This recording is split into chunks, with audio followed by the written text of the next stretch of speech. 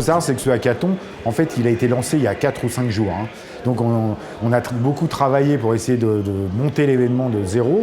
Donc on est aujourd'hui à l'École des Mines, demain à l'Élysée, avec 11 écoles différentes qui viennent de toute la France, d'essayer de réfléchir et de proposer des projets qui soient directement des projets de la réalité du quotidien. Là, on parle de COP21, on parle d'emploi, on parle des associations d'élèves et d'anciens élèves, des écoles du numérique. Donc des sujets qui sont vraiment dans le concret et qui peuvent trouver une réalité immédiate de mise en place. Ce qui est toujours intéressant dans un hackathon, en définitive, c'est la rencontre.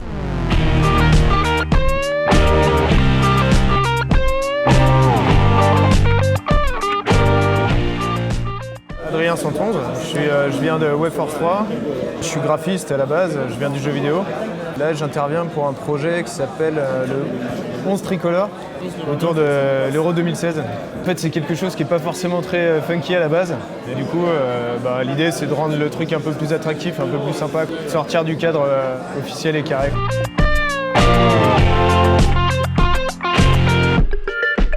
On a sollicité ces derniers jours des mentors qui sont vraiment des personnalités qui chacune dans leur secteur sont des experts, des vraies pointures.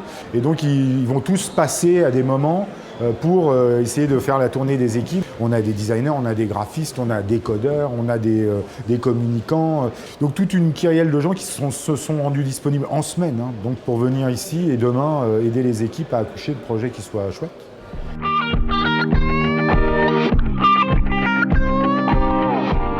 Bonjour, je m'appelle Geoffrey Dorn, je suis designer et j'ai fondé Design & Human.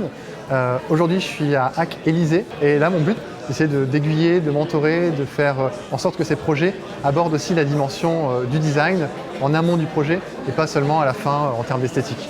Un projet aussi génial qu'il soit, si personne l'utilise, c'est raté. Donc il faut d'abord savoir à qui on adresse le projet et petit à petit commencer à concevoir ce projet en ayant tout le temps en tête là ou les personnes pour qui on crée tout notre projet et pour laquelle on fait beaucoup d'efforts.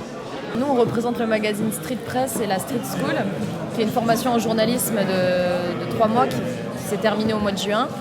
Et on vient apporter du contenu éditorial pour chaque projet. Moi, mon rôle, c'est que je passe autour des équipes et j'essaie de faire des petits sujets, notamment sur les femmes, parce qu'il n'y a pas beaucoup de femmes ici.